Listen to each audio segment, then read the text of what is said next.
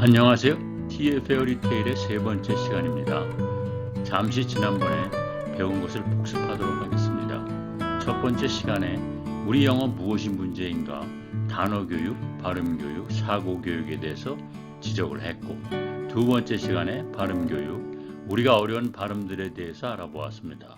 세 번째 시간을 시작하도록 하겠습니다. 오늘 여러분들과 영어의 네 가지 감각을 습득하는 방법에 대해서 이야기를 나누고자 합니다. 무슨 언어를 배우든 읽기, 쓰기, 듣기, 말하기는 동일해야 된다고 생각합니다. 우리가 우리 언어를 사용하는 모습을 살펴보면 이 부분들이 일맥상통하는 것을 알 수 있습니다. 그러나 영어를 사용하는 우리는 네 가지 감각 부분이 제각기 다르게 작동한다고 생각됩니다. 잠시 외국인과 대화 과정을 살펴보시기 바랍니다.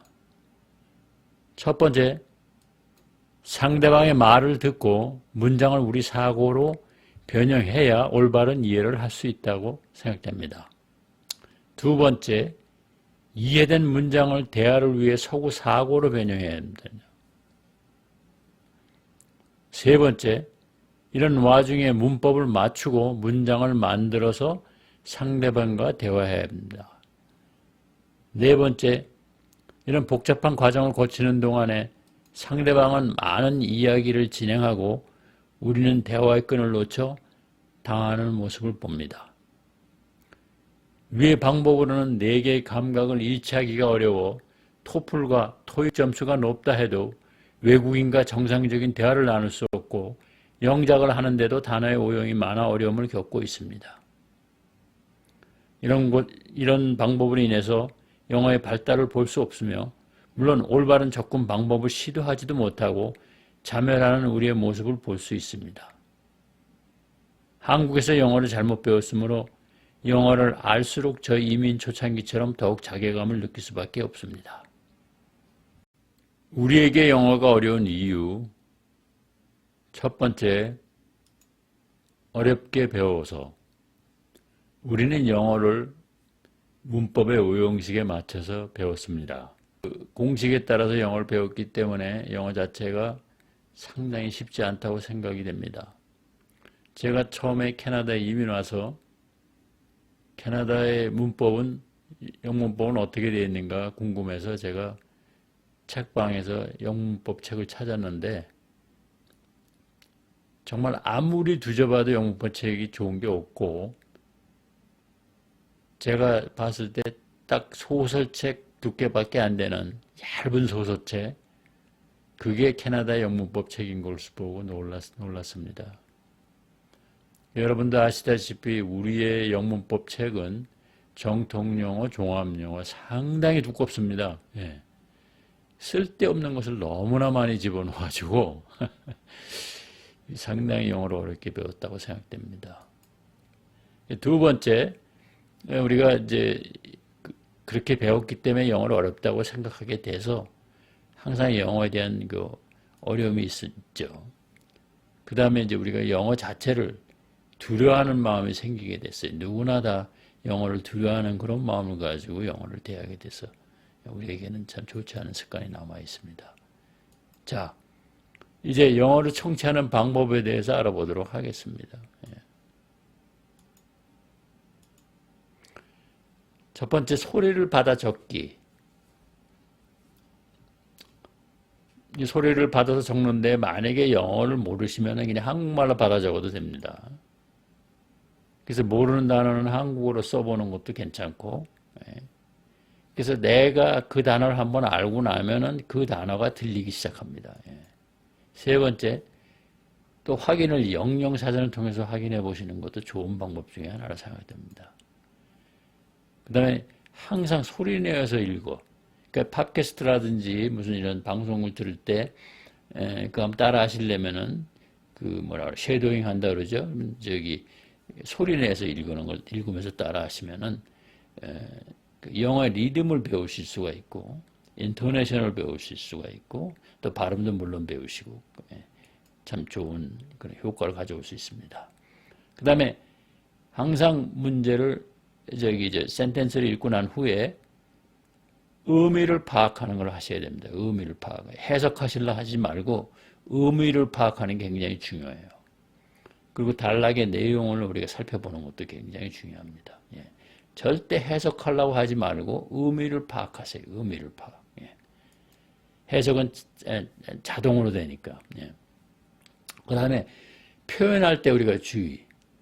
뭘 영어를 우리가 표현할 때 우리가 단어를 우리가 이렇게 데피니션을 원만 바라보면 항상 보고 외웠기 때문에 표현에 상당히 부자유합니다. 한국 사람들이. 그래서 표현하실 때 굉장히 주의하셔서 표현을 하시면은 이제 물론 그렇게 표현하시려면은 영유영사전을 보시거나 아니면 데피니션을 전체를 다 보시면서 도대체 단어가 의미하는 함축적인 의미가 무엇인가를 깨닫는 것이 중요하다고 생각됩니다. 영어 회화를 배우기 위해 학원을 다니지만 제가 생각하기에는 외국인도 근본적으로 한국 사람이 왜 영어를 못하는지 원인을 알지 못해 지도력에 한계가 있다고 생각됩니다. 몇 마디 대화 문장을 외워서 하는 대화에 준비되어 있지 않은 말을 들을 때 당황하게 되며 대화의 끈을 놓치게 됩니다. 만일 외국인 영어 선생이 우리 영어 문제가 사고의 전환 문제인 것을 알고 우리를 가르친다면 효과가 몇 배가 될 것이라고 확신합니다. 이와 같은 방법으로는 4개의 감각을 일치하기 어려워 한국에서 고등교육을 받은 사람이라면 알고 있는 단어로 대화를 충분히 할 수 있는데 아는 만큼도 하지 못하는 것이 우리 모습을 보면 안타깝습니다. 언어 구조를 살펴보면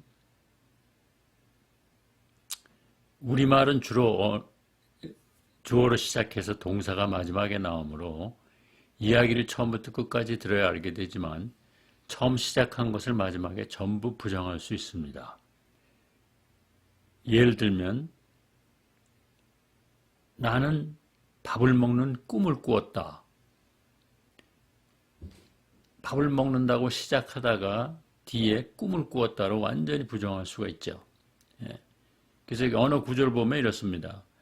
기차로 봤을 때 우리말은 주어, 엔진이 앞에 있고 그 다음에 객차, 그 다음에 엔진 이런 식으로 달려 있습니다. 그렇기 때문에 언어가 문장이 끝나면은 더 이상 달 수가 없습니다. 우리말은. 그러나 영어 구조를 보면은 좀 다릅니다. 영어는 시작부터 주어와 동사가 나와 무슨 이야기가 전개될지 알 수가 있고 순서대로 따라가다 보면은 쉽게 이해가 됩니다. 단어만 알아도 감을 잡을 수가 있습니다. 예를 들면은 I dream of eating rice. 나는 꿈을 꾸었다. 밥을 먹는. 이미 시작부터 이것은 가상의 현실이라는 것을 바로 알고 들어가는 게 영어입니다. 영어와 한국말의 차이는 굉장히 분명합니다. 예. 그래서 이런 식으로 될 수가 있어요. 엔진이 앞에 있고 주어가 앞에 있고 그 다음에 동사가 객차로 되어 있고 그 다음에 여러 가지 구나 절이나 청크로 인해서 계속 연결돼 가는 것이 영어입니다. 끝이 없어요. 영어는 연결을 계속 시킬 수가 있어요. 네. 이런 차이를 분명히 아신다면은 여러분들이 영어를 이해하는 데 도움이 되실 거라 생각합니다. 서구 사고의 장점. 읽은 순서대로 습관이 들어 히어링을 자연스럽게 컴프리hension이 된다. 주의해야 할 발음들을 매일 연습하고 문장을 큰 소리로 읽는다. 발음 교정에 중점을 두고 문장을 읽어나간다. 영어를 배우는 가장 좋은 방법은 쉬운 책을 외우지 말고 반복해서 보므로 잠재의식 속의 영어의 흐름을 알게 하는 것이다. 초등학교 교재, 영어 성경, 영어를 쉽게 배우는 방법으로 저는 여러분들에게 영어 성경을 추천합니다. 많은 분들이 쉽게 접하고 알고 있는 이야기가 대부분이고 영어로도 쉽게 배우고 성경도 알게 되므로 혜택을 볼 수가 있습니다. 실제적으로 영어의 문장은 청크 만들기와 청크 연결로 구성되어 있습니다. 아래와 같은 방법으로 영어 성경을 통해 접근하시길 바랍니다.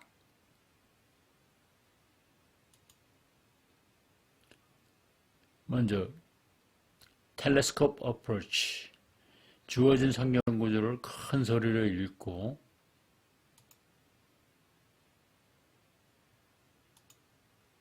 주어진 큰 소리로 읽고 이해하는 거. 그다음에 마이크로스코프 어프로치, 분단식으로 나눠서 크게 읽고 영어 어순으로 해석해보고 이 그릇은 무엇을 의미하고 있는가를 생각해보고 성경을 통해서 여러분들이 많은 것을 배울 수가 있고 알 수가 있습니다. 주어 앞에 끊으시고 동사 앞에 끊으시고 수거나 혹은 전치사 혹은 구와 절 앞에 끊어서 읽고 해석해 보시길 바랍니다. 아니면 to 부정사나 동명사, 과거분사 앞에 끊고 영어를 해석해 보시기 바랍니다. 이거 숙달되고 나면은 이게 구와 절은 물론이고 한 문장도 여러분들이 쉽게 이해되는 것을 알 수가 있습니다.